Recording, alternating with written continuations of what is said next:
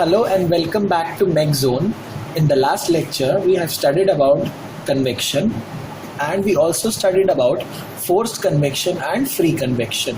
Now, in the forced convection, we studied about the concept of Nusselt number, Prandtl number, hydrodynamic boundary layer, thermal boundary layer, and relative phenomena. And we also saw that about the Reynolds number, that what should be the Reynolds number in case the flow needs to be laminar या फिर flow को अगर turbulent होना हो तो Reynolds number क्या होता है in case of pipes or conduits or in case of flat plates. Okay. So today we are going to study more on this topic of convection and we will start. In the last lecture I have drawn the shape of the thermal boundary layer which was formed over a flat plate, and I'll draw it again. This was the flat plate, this was the leading edge, this was the trailing edge. This is the thermal boundary layer.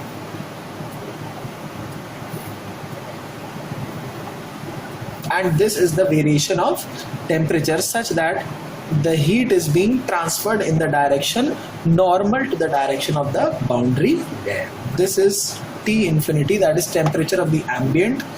This is the y coordinate, this is the x coordinate.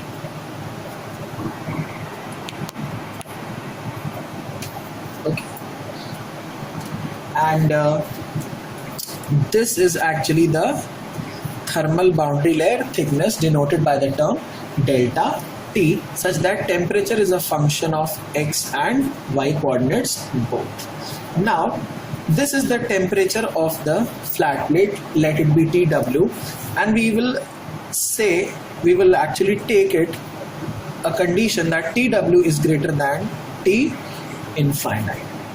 Okay, and T infinity is the temperature of the free stream of the fluid such that the heat is going from the plate into the stream of this fluid such that the temperature is actually decreasing as we move up. We can see that the temperature is decreasing as we are moving in the upward direction. Okay. The actual mechanism of heat transfer in any convection is that the heat first gets conducted through the stagnant layer. I already explained this to you in the previous lectures that if there is a stagnant layer of fluid which is just in contact with this plate, the heat will be first conducted into that stagnant layer and after that it will be convected into the fluid. Okay. Now, so it is very important to note that the heat first gets conducted into the stagnant layer of the fluid and then it gets convected and simultaneously transported by this fluid into the other layers. Okay, so this I have already finished in the last term. Now today we will be discussing about how is the variation of Hx, that is the local convective heat transfer coefficient with the x. Now if I draw a graph between local heat transfer coefficient H and the distance from the x is the distance from the leading edge, this is the leading edge, this is the trailing edge, then we will obtain the graph as inverse graph, and Hx is inversely proportional to x. Hx means local convective heat transfer coefficient.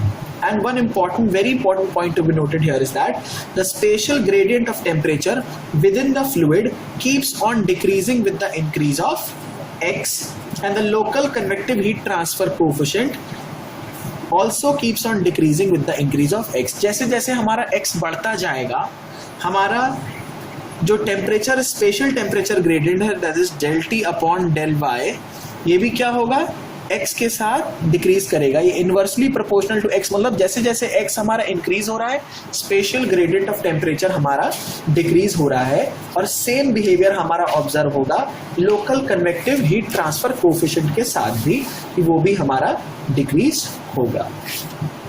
Okay. और एक बहुत important point है जो gate में भी question पूछा गया है कि अगर किसी भी सरफेस पे आपको टेम्परेचर वेरिएशन की प्रोफाइल दी हुई है, मान लीजिए ऐसे, और ऐसे। तो नोट करने वाली बात ये है कि इंटरफेसेस, इसके जो इंटरफेसेस है, एक इंटरफेस ये है और एक इंटरफेस ये है। तो इंटरफेसेस पे हमारा जो स्लोप होगा, इंटरफेसेस पे जो हमारा स्लोप ऑब्टेन होगा, this slope is maximum at interfaces, this slope is maximum at the interfaces. Interfaces पे हमारा स्लोप मैक्सिमम होगा। अगर मैं क्विकली समराइज करूं अपना हाइड्रोडायनेमिक बाउंड्री लेयर को और थर्मल बाउंड्री लेयर दोनों की शेप्स को, तो हमारा ये तो हो गया hydrodynamic boundary layer such that the velocity का जो ग्रेडियंट है ऊपर जाते जाते बढ़ रहा है और at delta, at y is equal to delta पे v बिकम्स 0.99 v इन्फिनिटी। ये तो मैंने बताया ही था, ये v इन्फिनिटी है, ठीक है। और यहाँ पे u actually is a function of x and y both, और यहाँ पे भी temperature is a function of x and y both. और इसमें कैसे शेप बनी थी हमारी, ये इस टाइप का हमारा वेरिएशन होगा, ये हमारा टेम्परेचर वेरिएशन शो करेगा। This is the thermal boundary layer, this is the hydrodynamic boundary layer. और यहाँ से हीट आपकी डिफ्यूज करेगी in a direction which is perpendicular to the direction of plate, ठीक है। तो आप मेरे प्रीवियस लेक्चर्स को जरूर देखें, क्योंकि उसमें ही आपको ये पूरा कॉन्सेप्ट समझ में आएगा कि हमारी थर्मल बाउंड्री लेयर का फॉर्मेशन हो रहा है। और हमारा we now come to a very important topic, that what is the significance of Prandtl number। Prandtl number का actual significance क्या है। जैसा कि मैंने पहले भी Prandtl number का expression derive किया था, Prandtl number is equals to mu Cp upon K, where mu is the coefficient of viscosity, Cp is the specific heat, K is the thermal conductivity। तो हम इसको actually ये भी define कर सकते हैं mu upon alpha, हमारा ये mu upon अल्फा भी डिनोट किया जा सकता है एक्चुअली। और इसको न्यू एक्चुअली क्या दिखाता है, हमारा मोमेंटम डिफ्यूजिविटी, मोमेंटम डिफ्यूजिविटी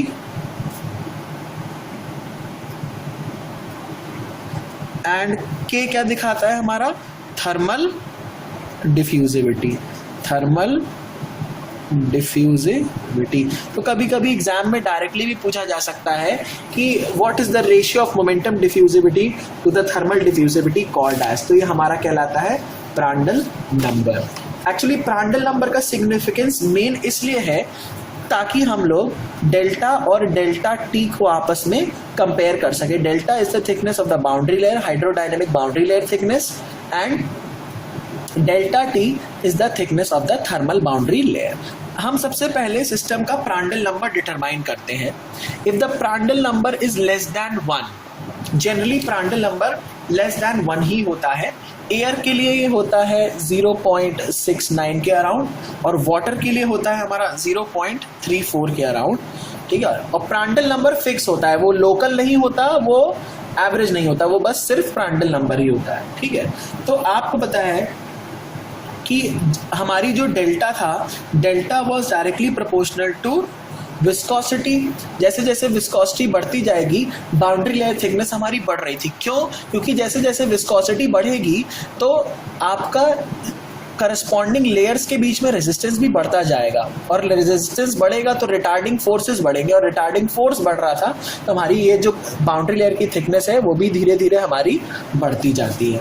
तो अगर प्रांडल नंबर लेस देन 1 है तो delta would be less than delta T, मतलब the thickness of the boundary layer will be, the thickness of the hydrodynamic boundary layer will be less than the thermal boundary layer.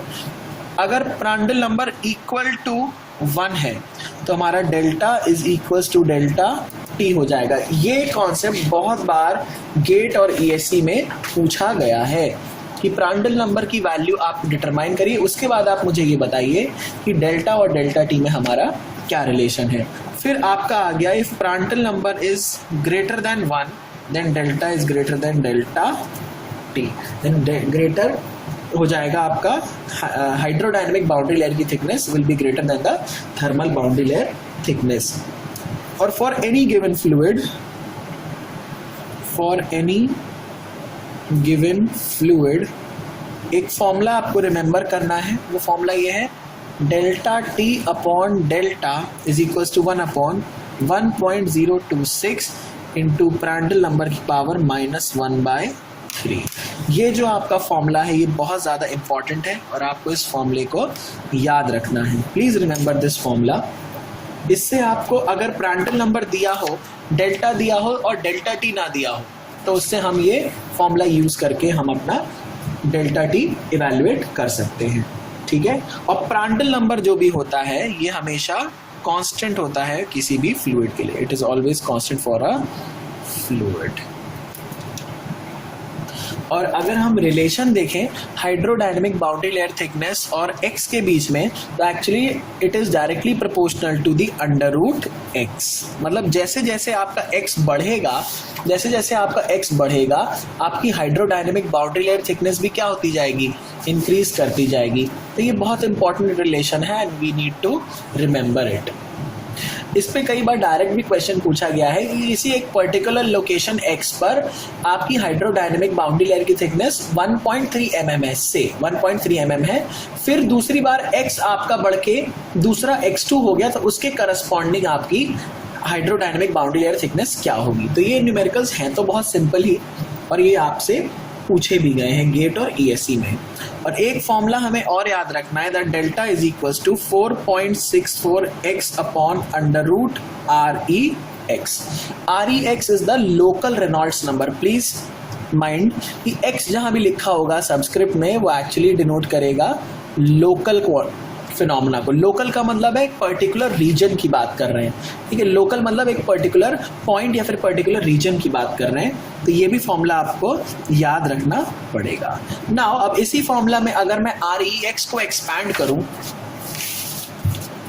Delta is equals to 4.64x upon √REX, और आपको पता है REX is equals to ρVX upon mu या फिर Vx upon nu.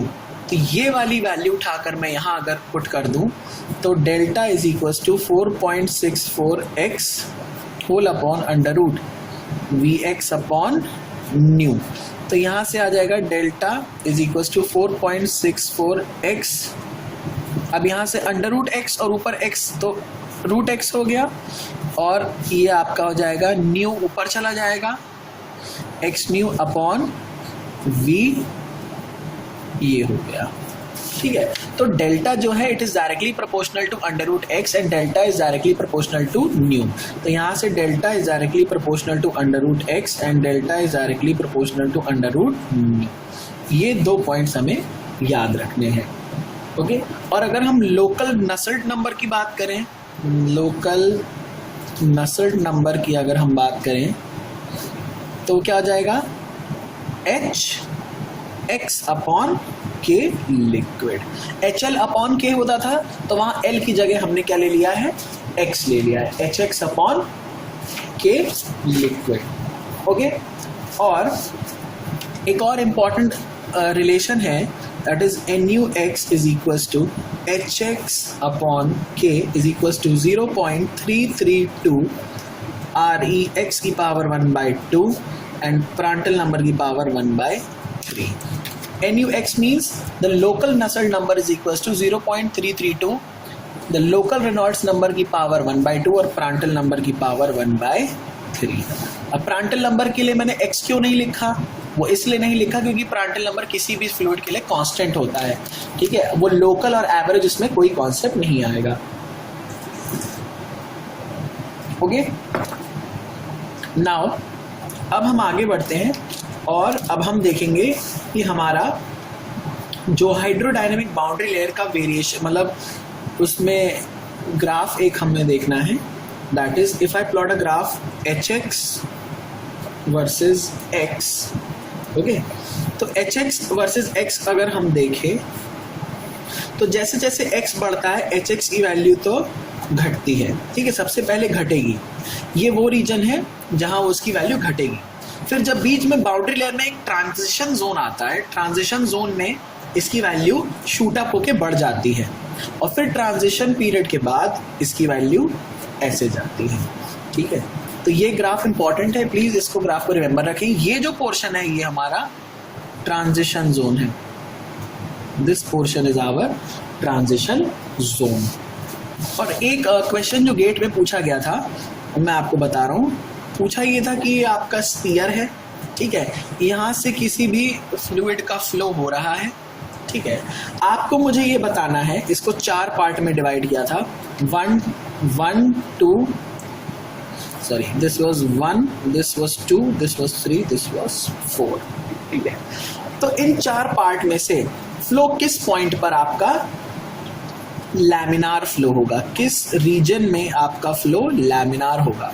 तो please एक बात remember रखें कि एंगल लेस देन और इक्वल टू 80 डिग्री तक, ये तो पूरा 90 है, तो 80 समवेयर ऐसा होगा, तो लेस देन और इक्वल टू 80 डिग्री तक के लिए आपका फ्लो क्या होगा, लैमिनार फ्लो होगा, और उसके बाद आपका फ्लो टर्बुलेंट हो जाएगा। और लैमिनार फ्लो के केस में H की वैल्यू कम होती है और टर्बुलेंट फ्लो के केस में H की वैल्यू ज़्यादा होती है।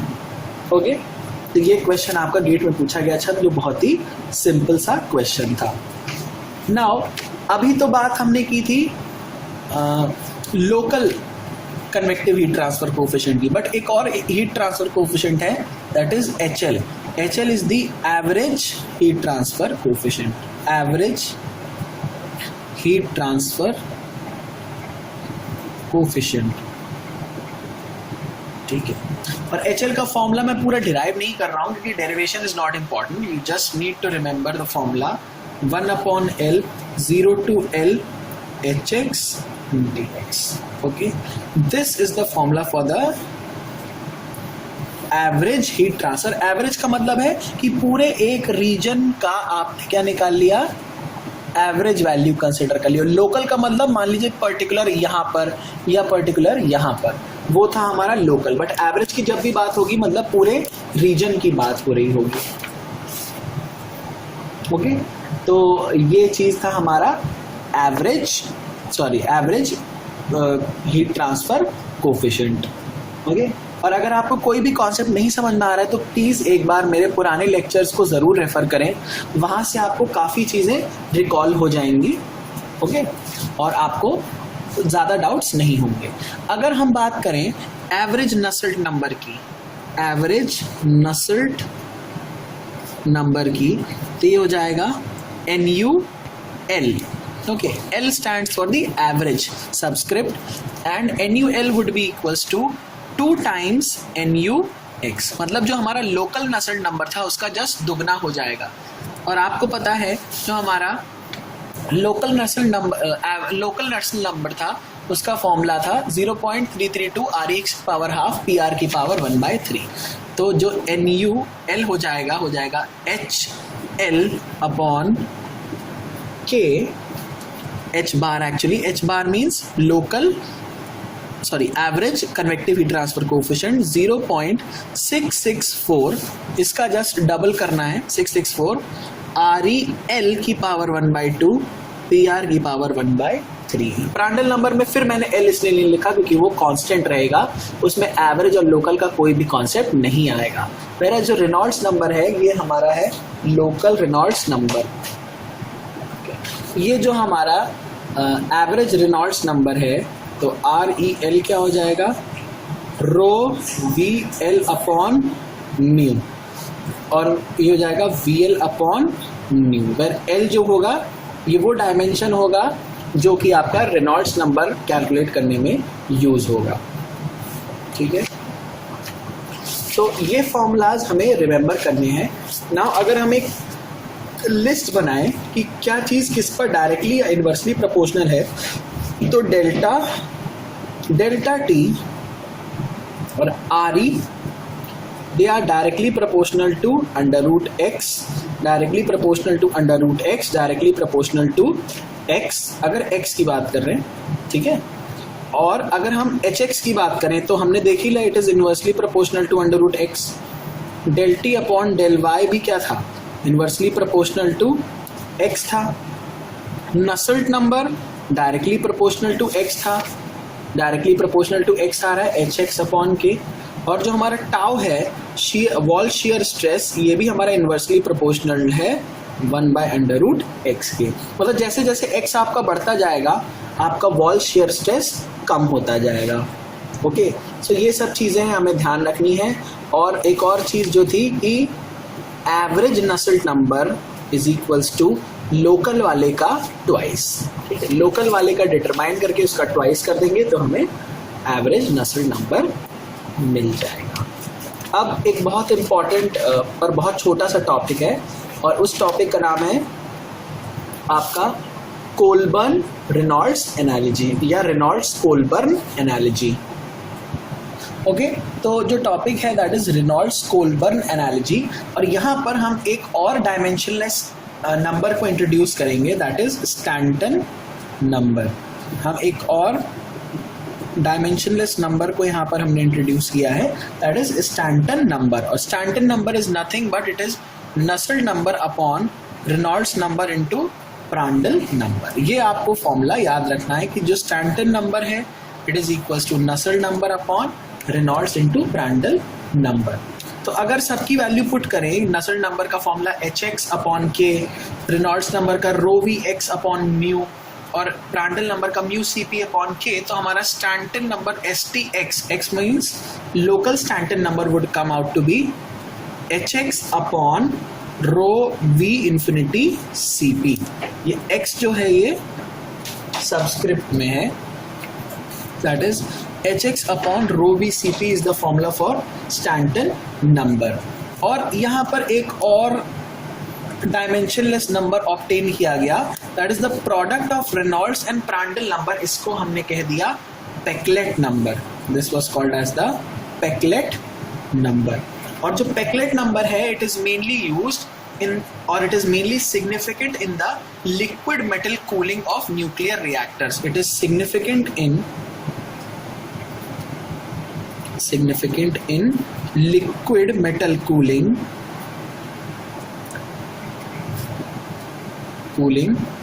of nuclear reactors।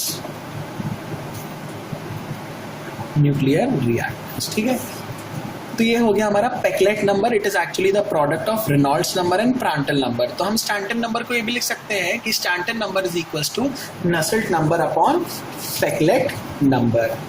ठीक है, तो जो मेन एनालॉजी निकाली गई, जो मेन फॉर्मूला जो हमारा बना वो था Stanton number into Prandtl number की power 2/3 is equals to CFX upon 2। अब ये नया एक टर्म मैंने इंट्रोड्यूस कर दिया CFX। CFX is actually the local skin coefficient of friction. Local skin coefficient of friction या लोकल स्किन फ्रिक्शन कोफिशिएंट भी कह सकते हैं। ठीक है, तो यही है हमारा मेन रेनॉल्ड्स कोलबर्न एनालॉजी। और आप ये हमें याद रखना पड़ेगा क्योंकि प्रॉब्लम सॉल्विंग में हमारा बहुत वाइडली यूज होता है। ठीक है, तो यहाँ तक तो था हमारा पूरा फोर्स्ड कन्वेक्शन की बात in case of flat plates. Now अब हम शुरू करेंगे फोर्स्ड कन्वेक्शन थ्रू पाइप्स और डक्ट्स के केस में।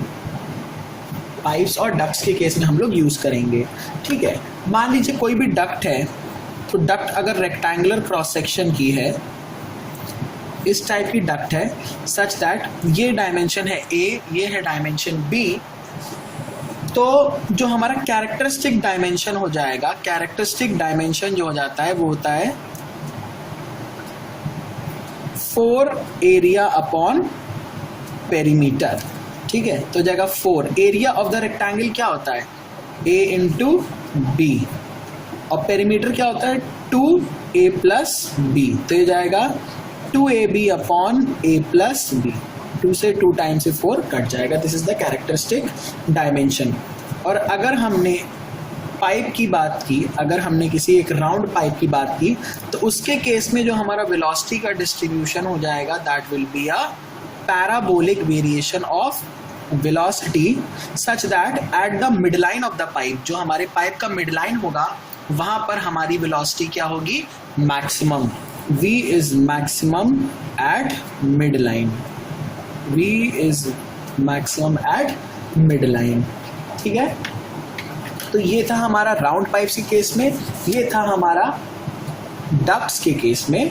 ये नॉन सर्कुलर क्रॉस सेक्शन है, जो नॉन सर्कुलर क्रॉस सेक्शन हो गया हमारा, ठीक है।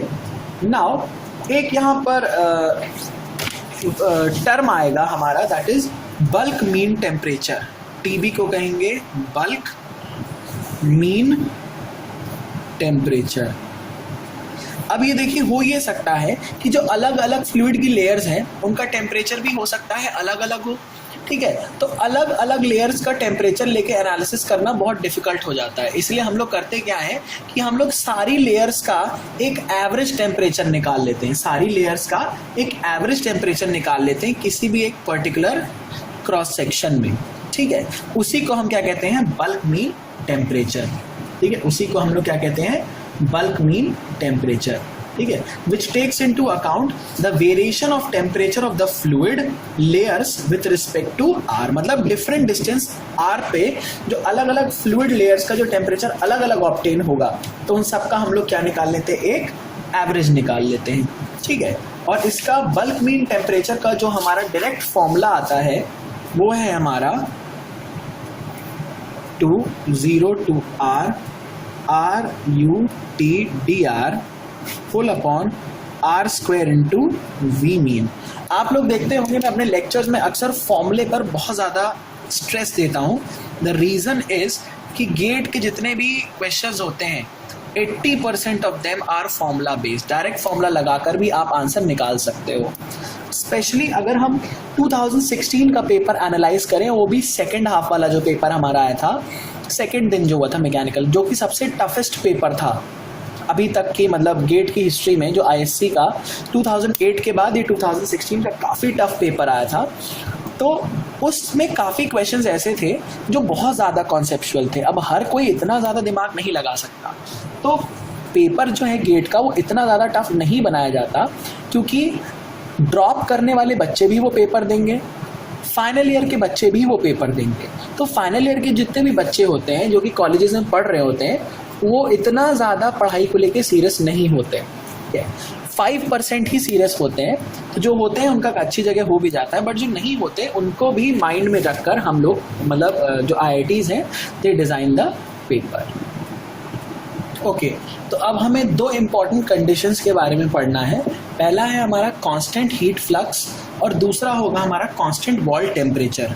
मान लीजिए आपका जो भी पाइप है, ठीक है, तो बाय सम मीन्स हम इसके एक्सटर्नल सरफेस पे हीट की कॉइल्स को प्लेस करके, हीटिंग कॉइल्स प्लेस करके, हीट जो फ्लक्स है हमारा DQ, उसे हमने कांस्टेंट मेंटेन किया हुआ है, ठीक है। हीट है हमारा, फ्लक्स है DQ, कांस्टेंट मेंटेन किया गया है। ये है हमारा x डायरेक्शन, ये है हमारा y डायरेक्शन, ठीक है। एक्चुअली y यहाँ पर y नहीं है, ये रेडियल डायरेक्शन हो गया, रेडियस से डिस्टेंस ऊपर की ओर, ठीक है। तो हमारे यहाँ देखेंगे जो DQ है, ठीक है, it is not a function of x। ये तो हमने एक्सटर्नली मेंटेन कर रखा है, इसलिए ये इसका फंक्शन नहीं होगा, ठीक है। और यहाँ पर हम क्या देखेंगे, ये टेम्परेचर जो होगा, the temperature will increase with the increase of x। यहाँ पर बस एक ये पॉइंट नोट करने का है कि अगर कांस्टेंट फ्लक्स कंडीशंस हो गई तो जैसे जैसे x बढ़ेगा, आगे जाते जाते इसका फ्लूइड का टेम्परेचर भी बढ़ेगा। और यहाँ पर दूसरी जो हमारी कंडीशन है, the second condition that we have to study here is constant wall temperature. Constant wall temperature, constant wall temperature. अब कांस्टेंट वॉल टेम्परेचर में हम लोगों ने कर क्या रखा है, हम लोगों ने जो हमारा ये पाइप है, ठीक है, उसके जो वॉल का टेम्परेचर है वो by any how TW he maintain करके रखा हुआ है, TW ही मेंटेन करके रखा हुआ है। तो ये जो है TW, it is actually not a function of x। और एक चीज यहाँ पर ये नोट करने वाली है कि जैसे जैसे आपका x बढ़ेगा, DQ आपका, दैट इज हीट जो है वो आपकी डिक्रीज करेगी with the increase of x। आपकी बस ये चीज यहाँ पर नोट करने वाली है कि जो DQ है it will actually decrease with the increase of x, okay. और आपका DQ जो है वो क्या है, it is the heat flux. देखिए इसमें पढ़ाया तो बहुत देर तक भी जा सकता है, बट उस देर तक पढ़ाने में आपका कोई भी फायदा नहीं होगा, क्योंकि हमें जो भी प्रॉब्लम सॉल्व करनी है वो इस मेरे लेक्चर के पूरे मतलब अगर आप लेक्चर पढ़ोगे तो उससे बहुत आसानी से सारे प्रॉब्लम सॉल्व हो जाएंगे। मैं 100% की तो गारंटी नहीं ले सकता, बट एटलीस्ट 80% आप आराम से सॉल्व कर सकते हो अगर आप अपनी प्रॉब्लम्स को केयरफुली करें तो। ठीक है, जब कांस्टेंट हीट फ्लक्स कंडीशन थी तो TW that is temperature of the wall, जो टेम्परेचर होगा विल इंक्रीज विथ x, और अगर कांस्टेंट वॉल टेम्परेचर है तो DQ is actually decreasing with x। तो ये चीज़ें हमें याद रखनी है। और अब जो एक्चुअली जिस पर क्वेश्चन पूछा जाएगा वो पॉइंट मैं आपको बताता हूँ। अगर हम फुल्ली डेवलप्ड फ्लो की बात करें थ्रू द पाइप्स, अगर हम फुल्ली डेवलप्ड फ्लो की बात करें थ्रू द पाइप्स, तो हमारा उस केस में Nusselt number would be equal to 4.36 in case of constant heat flux conditions.